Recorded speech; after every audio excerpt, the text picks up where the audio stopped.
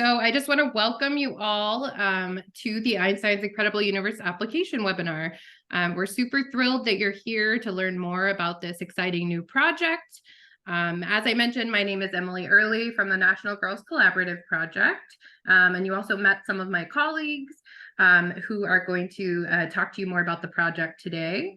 I also wanted to mention that we are recording the webinar, and I know we've got a few questions from folks. We will send out a follow-up email after the webinar today with that recording. We'll add it to the program webpage as well. So you're welcome to share that with colleagues or other folks who might be interested in the project or who couldn't attend live today. Okay, to give you just a little bit of background on the National Girls Collaborative Project, or NGCP. This is the organization I work for.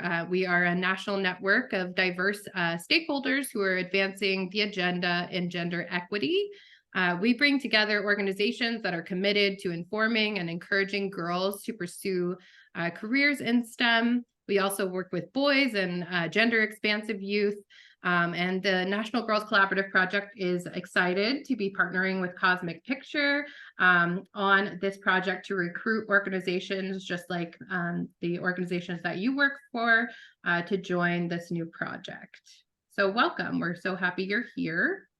Just to go over our agenda for today, Erica is going to talk to you a little bit about the project features, give you an overview of the project and the partners who are working on it.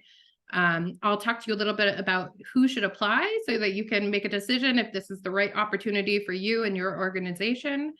We'll talk about the benefits and expectations, both for group leaders and organizations and for the girls who will participate in the project. We'll have time to talk about the timeline for the project, and then an overview of the application with a timeline for applying to participate. And then we'll have plenty of time at the end for questions and answers. If you do have questions throughout, you're welcome to put them in the chat. We'll try to pause at some moments to take some chat questions, but we'll really have some dedicated time at the end for your questions. Okay, I'm going to pass it to Erica to talk a little bit about the film and the project overview. Hi, everyone. So as I said earlier, my name is Erica Meehan. I am working with Cosmic Picture on this project. This project has been in development for quite a while, and we're really excited that we're moving through with bringing it to fruition. I'm very excited watching all of the names pop up in the chat. I think Emily said we had 60 people registered for today's webinar. So as I said, we've been planning this project for quite a while, and we're really excited to be working with NGCP on this, and really glad that you all are excited about learning more. Should I advance the slide? So I'll tell you a little bit about the project overall. There's really three main components to the project. The first is a giant screen film, better known to many of you as an IMAX film. That's being produced by the organization I'm working with, which is called Cosmic Picture. And the story follows the great discoveries of Albert Einstein and also several contemporary female astrophysicists who are blazing new trails in space science. It also includes several really important engagement and outreach initiatives. And the one that we're going to be talking about primarily today is called the Dynamic Eclipse Broadcast Initiative. It's a citizen science project that focuses on the 2024 total solar eclipse. We'll talk more about it in a minute. And one of the key benefits and elements of this project is professional development training for all of the group leaders whose groups will participate in the project. And it includes a several-day workshop at the Great Lakes Science Center in Cleveland, Ohio. So this project is funded by the National Science Foundation. It's designed to catalyze interest in space science and to spark scientific curiosity in learners. And as I said, there's a special emphasis on young women. So in terms of the overall project, we've got three main goals. We're working to build scientific curiosity and creativity, recognizing that curiosity is really kind of the gateway to science, and creativity is the tool that brings us to innovation. We're looking to strengthen STEM identity and belonging, especially in young women, and then really to inspire wonder and awe about the cosmos that eventually will lead to greater skills, self-efficacy, interest, etc. And then obviously a project like this that's dealing with somebody like Einstein and dealing with space science and astrophysics can be very complex, but our learning goals are as simplified as they could be. We're really focusing on space, time, and gravity. Those are three, I guess, sort of big and complicated items on their own, but those are the pieces that we're focusing on, and we'll be working throughout the project to make them really approachable and relatable and understandable to all audiences. Slide.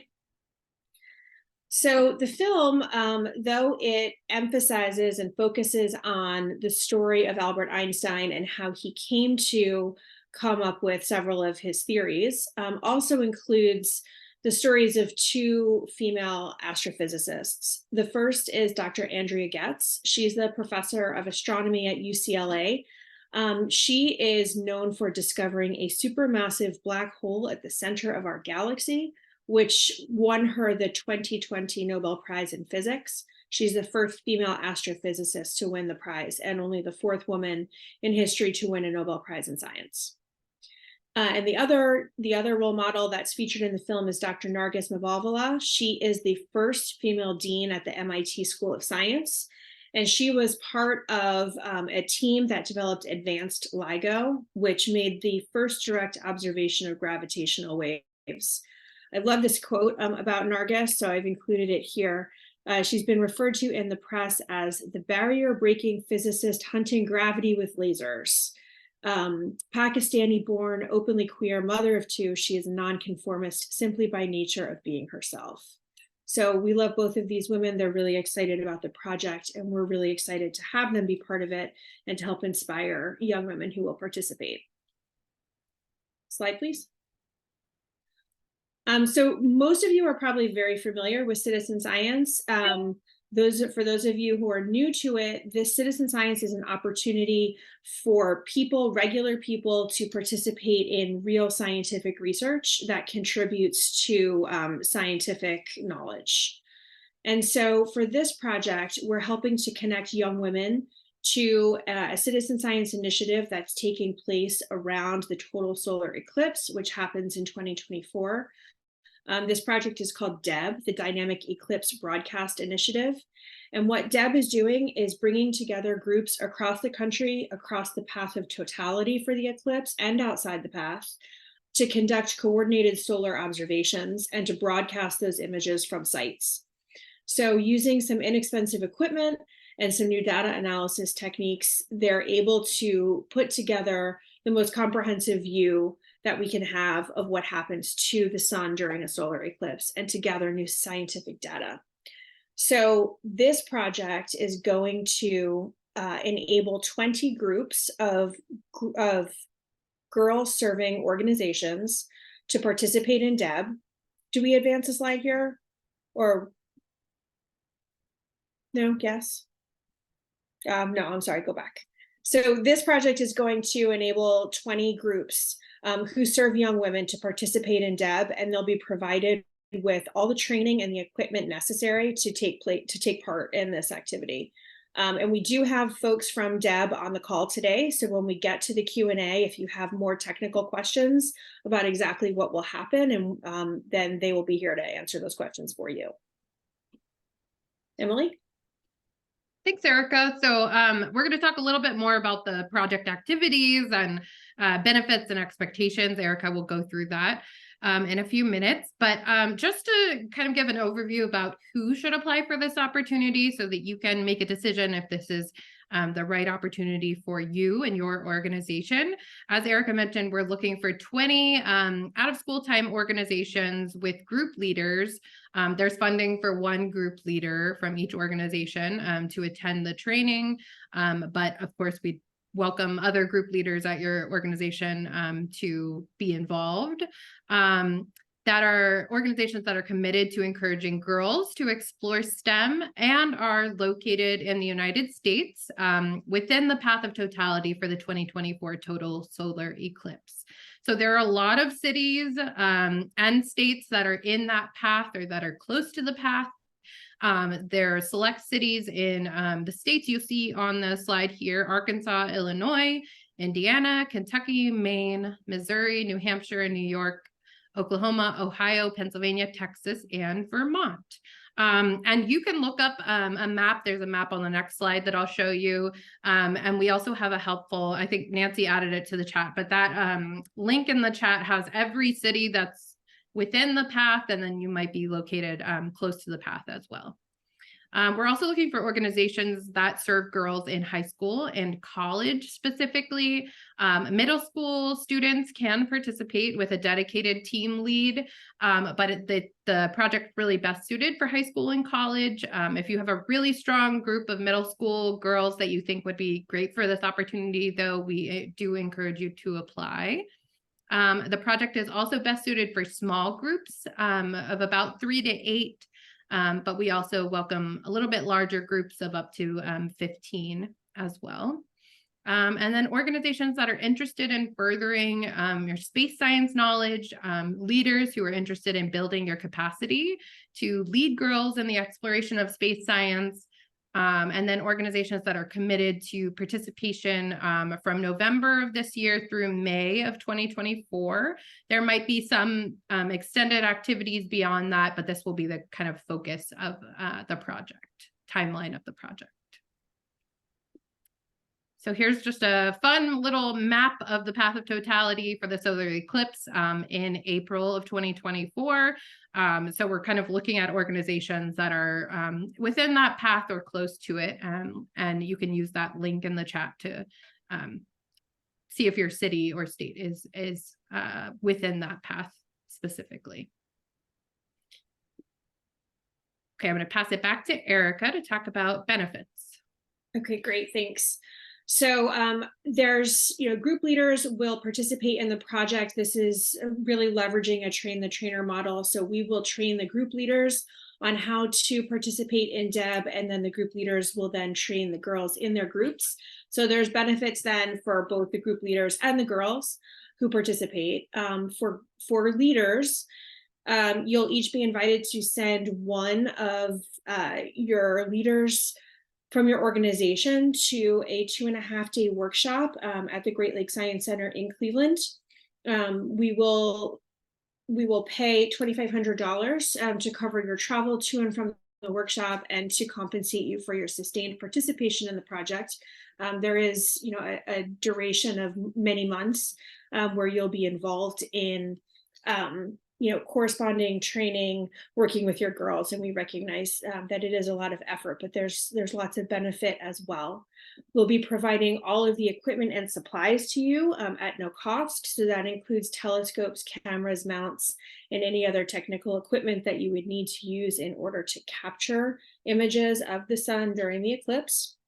Well, that equipment will be distributed to you at the workshop in Cleveland, and then you'll bring it home. You'll be able to use it during the project, and then beyond. Once the project ends, that equipment is yours, and we would hope that you would be able to continue using it with the girls in your group and with other out-of-school science opportunities. And we're working to find ways to connect all of the 20 groups together so that you all can form a community of practice. You can engage with one another, and also to connect with the female astrophysicists featured in the film. And then lastly, our aim is to be able to film one group that's participating in this and include them in the IMAX film, which is scheduled to come out in 2025. Slide. So for group leaders who are selected, they're expected to attend the professional development workshop. It takes place from November 2nd through 4th, again at the Great Lakes Science Center, and to coordinate all aspects of the project back on the ground in your location between November and May. So in November, when you come back from the Science Center, you'll be expected to work with the girls in your group to train them up on the equipment that they'll have, to do some practice runs before the eclipse takes place in April, and to participate in research and evaluation that focuses on gender equity and STEM education. So we'll be expecting the girls to be keeping records of the work that they're doing, and expecting you all to encourage the girls to be keeping track of their activities and their feelings about those activities, and to report back to our researchers. And then we also will have a couple project webinars. We will have an onboarding webinar on Wednesday, October 11th. So if you're selected, then on Wednesday, October 11th, we'll be delivering more details to you about travel, etc., for the workshop in Cleveland.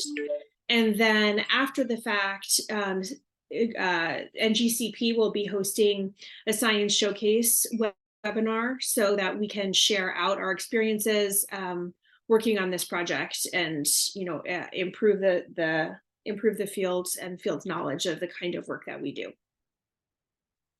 Slide. So as we've already said, the workshop will be held at the Great Lakes Science Center in Cleveland, November 2nd through 4th. One group leader from each organization will be invited to attend.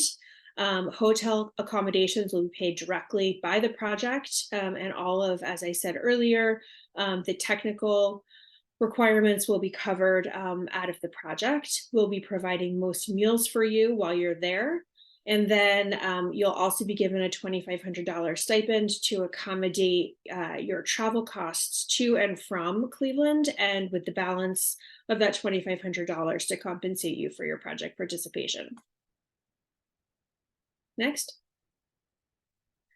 So benefits for the girls. This is a really exciting opportunity to be part of important scientific work. Obviously, if you remember the last total solar eclipse, the country gets extremely excited. All sorts of schools and out-of-school organizations and libraries and science centers are doing really exciting things around the eclipse. So this is a way for girls to be involved kind of at a higher level, to do some really hands-on activities, not just viewing it, but collecting scientific data and contributing to scientific knowledge around the event.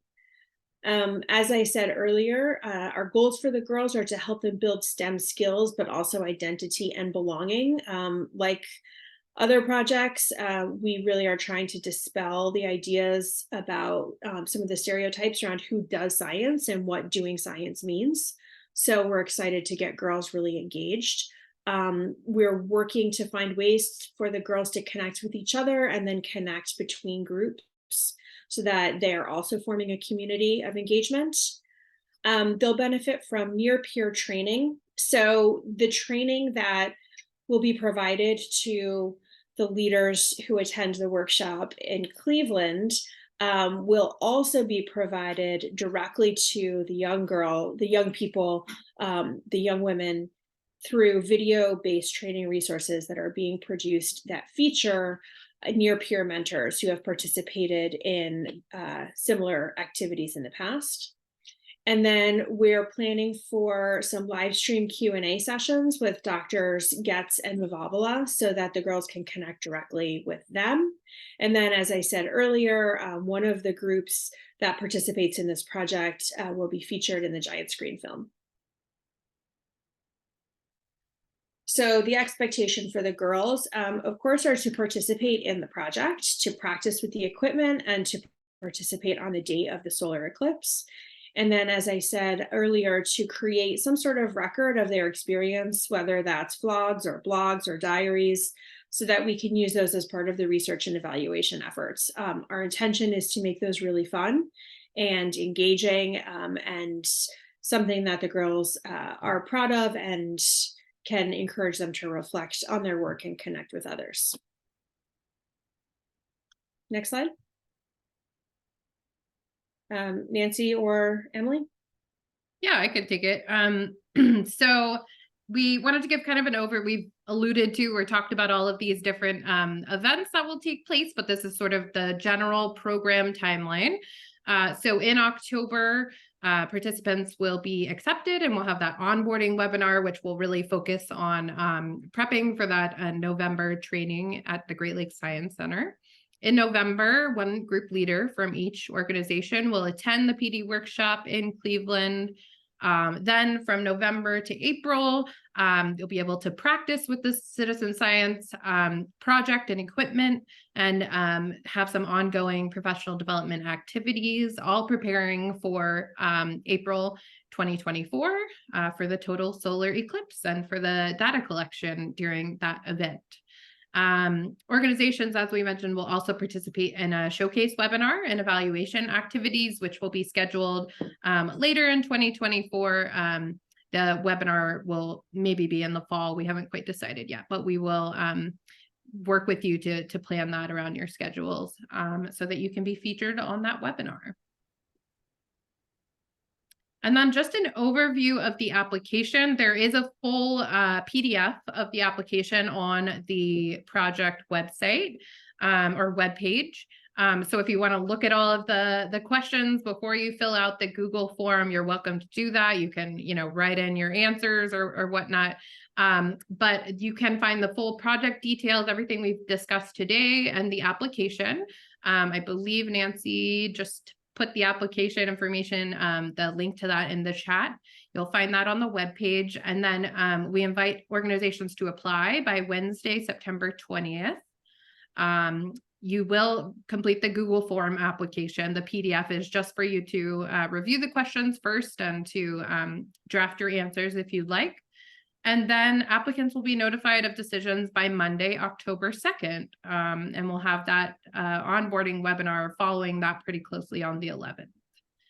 And if you have any questions after we get off the webinar today, or if you're viewing the recording and you have questions, you can email me at early@ngcproject.org. Happy to answer any of your questions. Make sure you feel prepared to apply if that is what you choose to do. And that is everything. So we have plenty of time. We like to leave plenty of time in an application webinar to get questions from you all. So we are going to have a little Q&A now. I will take down the slides. If you have a question, you can add it to the chat or feel free to raise your hand and we'll call on you. I do think there were a couple of questions in the chat. So maybe we can start with those. I saw one of the questions in the chat and was asking about the expectation for how many days, per week or per month the groups would be expected to work with the equipment.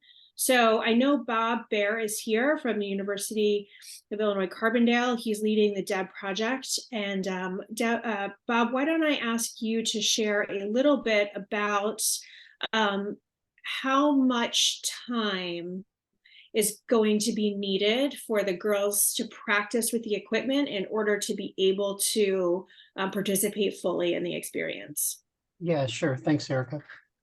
So the training is ramped up as we get closer to the eclipse. And basically you'll get your initial training at the workshop at the Great Lakes Science Center. And then my recommendation is you work with the girls before the network training starts. And I'll explain that. The network training is when we have all teams actually do an observation of the sun or the moon with their equipment. And then they upload an image that they get or images from that observation. And so we're creating training modules that will be video training prior to doing the network observations. I would suggest you have your girls or your team leads work through that video training and then familiarize the girls that you're working with the telescope equipment enough such that they can do the first practice. Those practices leading up to the eclipse, they'll ramp up to about one every 2 weeks. Initially, I'd say December and January, you're probably looking at something more like one practice a month. And prior to doing those practices, my suggestion is working with the girls probably in a couple 2-hour to 3-hour sessions each time to get them familiarized with the equipment. Bob, why don't you also talk for just a moment about how technologically savvy people need to be in order to participate? Because as you're talking about training and utilizing equipment that might sound alarming to some people. Sure. So the laptops that we use, which I should explain the process, I guess. These are small telescopes.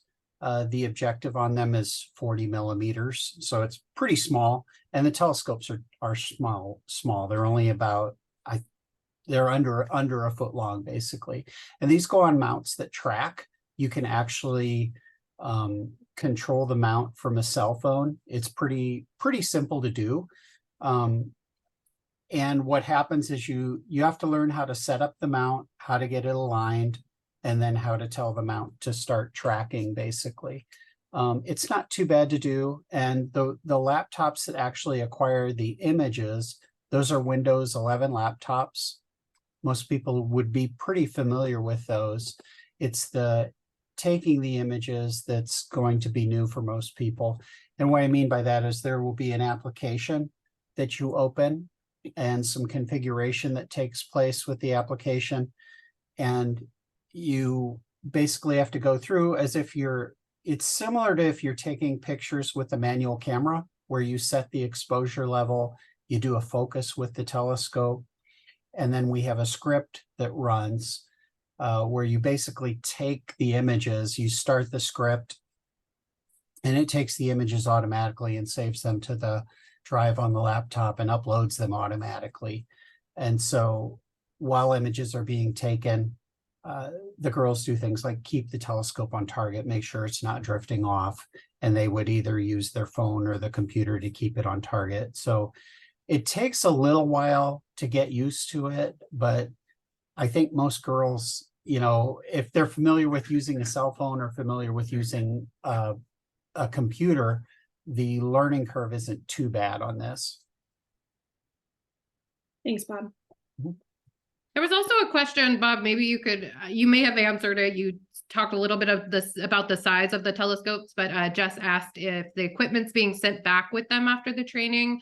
How large is it? Yeah, so the largest piece is the tripod, and that's in a box about 3 feet long, and it's probably about 8 inches by 8 inches by 3 feet long. That's the largest piece.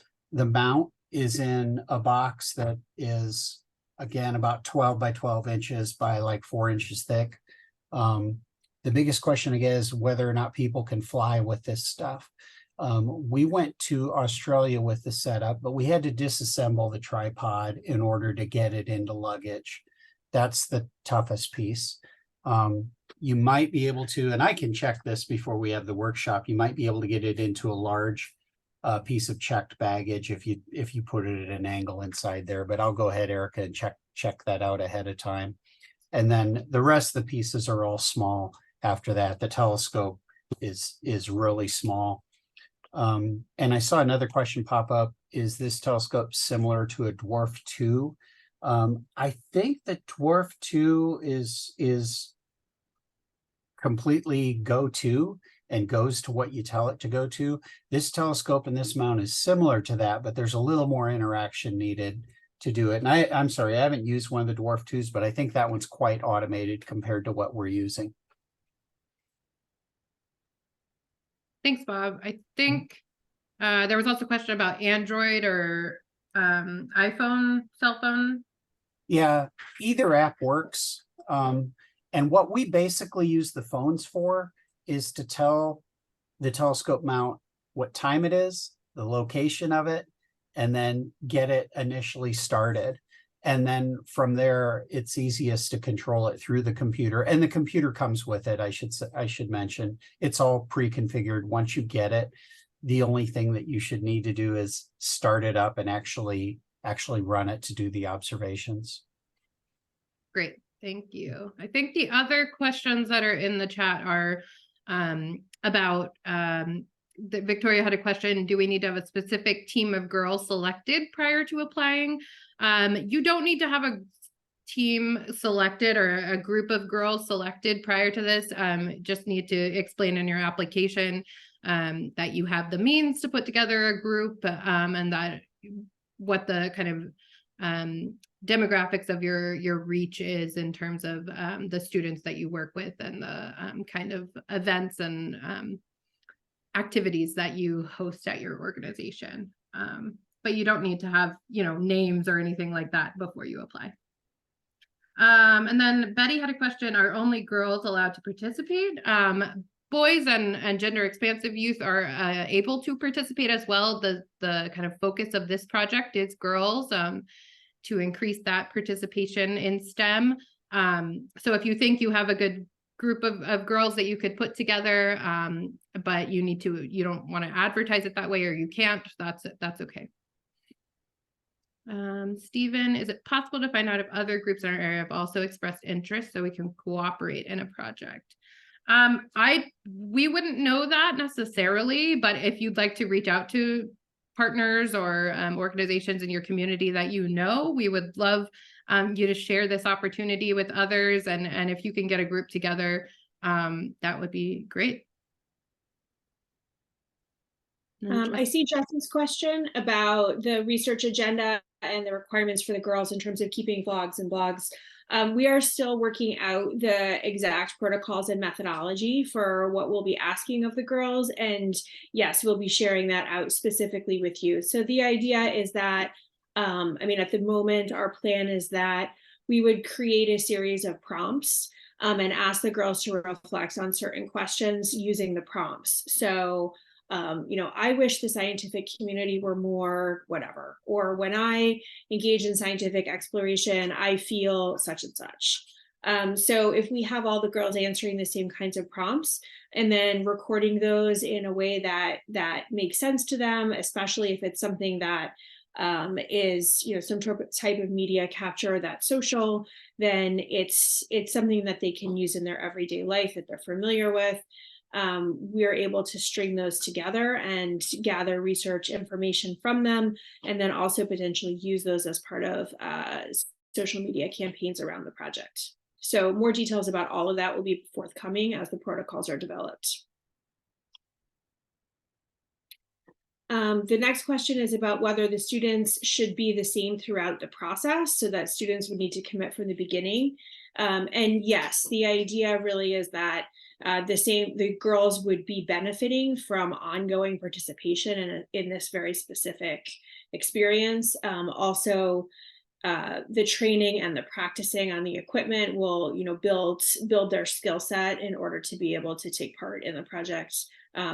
The actual eclipse data capture. Let's see. Will the group leader and the group of girls all need to be together in person on the day of the eclipse? So yes, whoever's involved in the actual data capture would need to be together.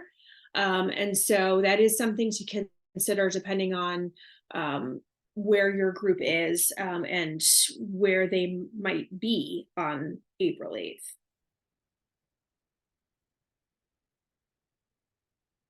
I don't even know what day of the week April 8th is, so I'm looking it up. Bet Bob knows off the top of his head. Monday. Okay, so it's a Monday. And timing during the day, Bob? Central time, it's in the afternoon. Okay. And Central time, I think we're talking it's either 12:50 or 1:50. But it changes as you go across the country. It takes about an hour to go all the way across the US. So that might be a consideration for girls who are in school. That's a school day, so that is something to consider. How do you go about picking participants? Is there multiple schools? I'm not sure I fully understand the question. So if you're asking if you're the group leader, how you would go about picking participants for your group. I think that the majority of people who've RSVP'd to this event likely already are leading groups who are active in this space. Emily, do you have thoughts on that question? Yeah, I'm not, if you want to, Elizabeth, if you want to add more details to the chat, maybe we can answer more specifically, but I think most folks on the call probably have an idea of a group they could pull together, or that they already work with the youth and young girls. So happy to add more details. What are- Elizabeth, yeah, I see your follow-up there. What are you I looking see. for in an applicant? So as far as the group leaders who are applying, we'd be looking for someone who's, you know, enthusiastic about working on this project and is able to commit the time to doing all of the practices so that they feel comfortable capturing the data when April 8th comes around. I think those are the most important criteria, that you're committed to the project, you're enthusiastic about the project, you're committed to you know, helping girls achieve success in STEM. Anything further? I mean, we have a slide on expectations and benefits that I think probably speak to this. Yeah, and I would look at the PDF of the application itself. There's some great questions in there about what your group leader and organization would sort of bring to the project. Victoria asked, would you advise participants be in person for all the meetings, or would participation on Zoom be okay? So, I mean, I think there's a few different layers of participation, and it should probably clarify what that looks like. So, again, group leaders, as we've discussed, will travel to Cleveland, will be trained on the equipment, will bring that equipment home, and then we'll train the girls in their group on how to use that equipment. So that's all very in person and hands-on. And so you would need to be together to do that work as a unit. There also will be Zoom-based and other video-based trainings that will help to support the training that you received at Great Lakes Science Center. So you'll be connecting with other cohorts virtually. The girls themselves will be able to participate in video-based training beyond the hands-on training you give them. So there are some opportunities to connect virtually. But if the question is specific about you as a leader working with your girls, that work would need to be done together because it's hands-on.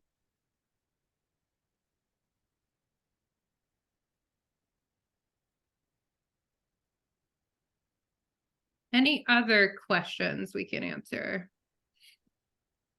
Oh, there's one. Do you know how many organizations will be selected? We're looking for 20 organizations. No problem. Yeah, and I can add a little bit to that as well. So 20 organizations that primarily serve young women in STEM are being selected to participate through this opportunity. As I mentioned, it's funded by the National Science Foundation. But the Citizen Science Project, called DEB overall, is a much larger project. Bob, do you want to talk about how many groups you anticipate seeing to be involved as a whole? Sure. We have 45 so far. Deb is actually running right now, so we have about 45 groups that are going to be doing observations for the annular eclipse coming up in October. And in total, we have about 75, I think. It's with this group included for the total, we're looking at 75 plus. And it's it's throughout the US. We have a few teams in Mexico and a few teams in Canada as well. So other teams are funded by other means, but we're funding these 20, and our training for this group of 20 that will be selected is very specific to this project because our goals are very specific as well.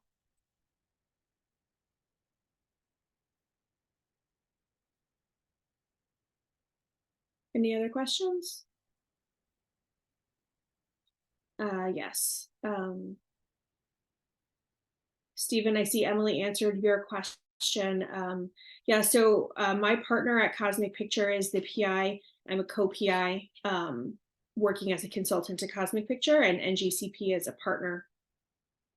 SIU Carbondale is a partner. And then the Great Lakes Science Center is a sub-awardee on the project.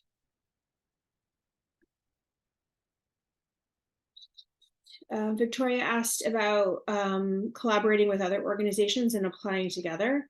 I think that's fine. The goal is to do the work and to do it in a way that is most beneficial to the team.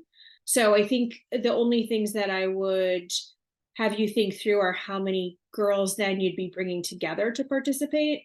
So I know we mentioned earlier how many girls are optimal. It really has to do with, if the groups are too large, then the girls won't have as much direct experience and just might not take as much away from it. So you're certainly welcome to collaborate with other organizations. You just don't want to have a huge group.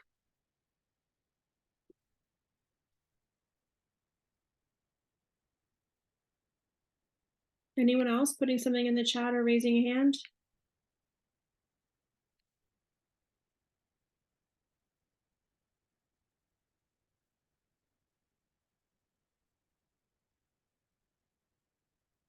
Mm,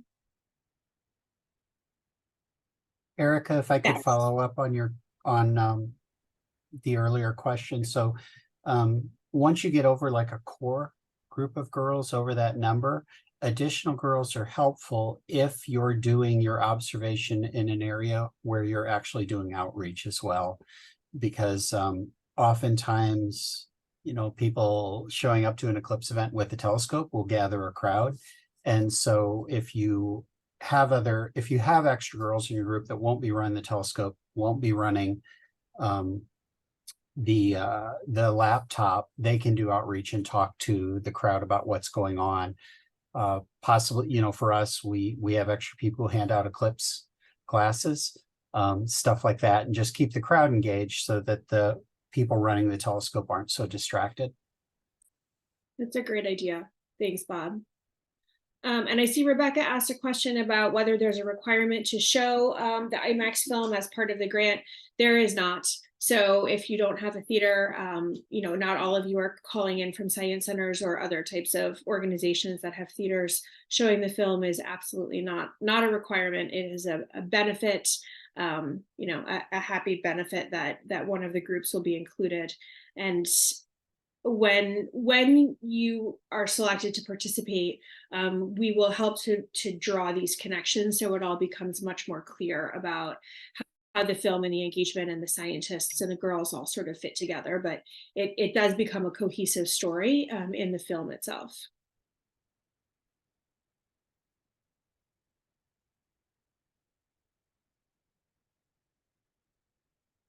Anything else?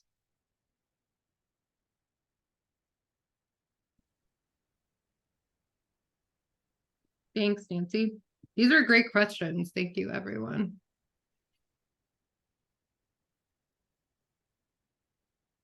Okay. Well, I'm sure Emily will close it out, but I just wanted to thank you, Bob, for being on and sharing some of the technical information. I want to thank all of you for being here. Again, it's just so exciting for me to see all of these people expressing interest in being part of this project that we've been working on for so long. And we're really excited to see it come to fruition. So Thank Emily, you, Erica. so Yeah, thanks, Erica. Thank you, Bob, for your expertise. We're so excited. We hope you will apply for this opportunity. If you have any questions, please email me. If I don't have the answer, I'm happy to connect you with Bob or Erica or someone else who does have the answer to your question. And Nancy put in the chat the link to the webpage where you can find all of these details we've talked about today. And you can find the application that is due by September 20th. So we're really looking forward to reading your applications. If you're watching the recording, please reach out with any questions, and we will talk to you soon. Thanks, everyone. everyone, have a great day. Have a great afternoon. Bye-bye.